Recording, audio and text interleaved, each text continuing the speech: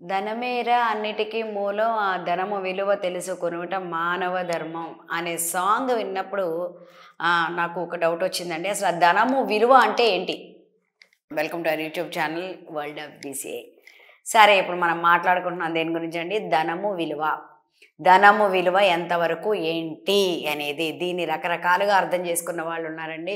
అర్థం చేసుకున్న వాళ్ళు ఉండి వాళ్ళు విపరీతమైన పొదుపు చేసి లంక బిందులుగా పారేసిన వాళ్ళు, బిల్డింగ్స్ కలిసి పిల్లలకి ఇచ్చిన వాళ్ళు రకరకాలుగా ఉన్నారండి. వాళ్ళ కోసం కూడా వాళ్ళు ఖర్చు పెట్టుకోకుండా లాస్ట్ జనరేషన్లో, అంటే మనకు 2 జనరేషన్స్ ఉందని చెప్పొచ్చు. బట్ నౌ ఇది కాదండి.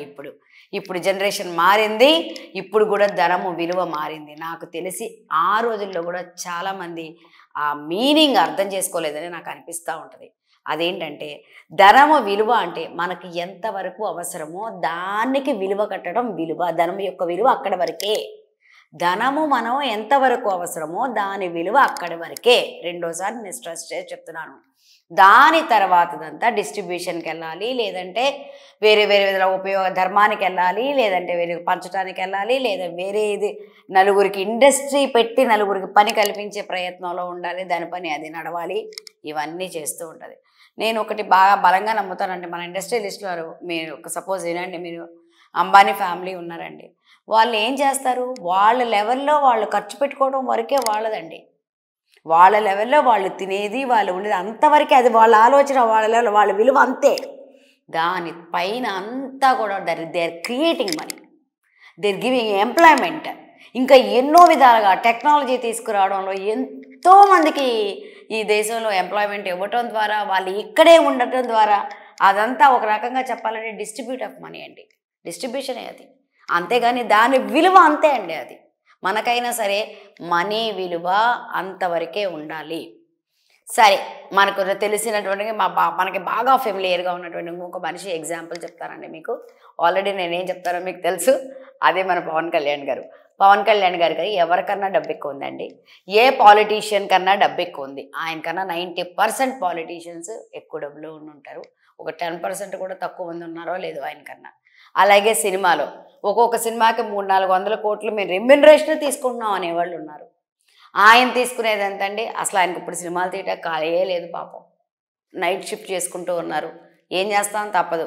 ధనం విలువ అక్కడ ధనం విలువ అండి. అది అవసరం, అది చేయటం ఆయనకు అవసరం, అది విలువ. కానీ దాని తర్వాత ఆయన అసలు పట్టించుకోవట్లేదండి మనీ గురించి. అది ఉందనే, ఆయన దగ్గర ధనం ఉందని మనం ఇంతమంది వెనకబడుతున్నామా? ధనం ఉందని ఎంత ఫ్యాన్ ఫాలోయింగ్ ఉందా? ధనం ఉందని ఇంతమంది దేవుడు అంటున్నారా? ఏ విధంగా ఆయన ఏం చూసి దేవుడు అంటున్నాం మనం? ఏం చూసి? తనకి ఎవరికన్నా 1 లక్ష రూపాయలు ఇవ్వాలి అంటే దాన్ని సంపాదిస్తున్నారు, ఇస్తున్నారు, లేదా ఉన్న దాంట్లో ఇస్తున్నారు అంతే. అక్కడితో ఆయన మర్చిపోతున్నారు. దాని పని అయిపోతుంది. మళ్ళీ వేరే ఆయన చెయ్యాలనుకున్న పని చెయ్యడమే విలువ. చెయ్యగలగడం అంతవరకే ధనానికి విలువ. నాకు తెలిసి ఆయన దృష్టిలో ధనం ఏంటో నాకు తెలియదు, కానీ ఆయనకు వచ్చిన విలువ మాత్రం ధనం ద్వారా కాదు.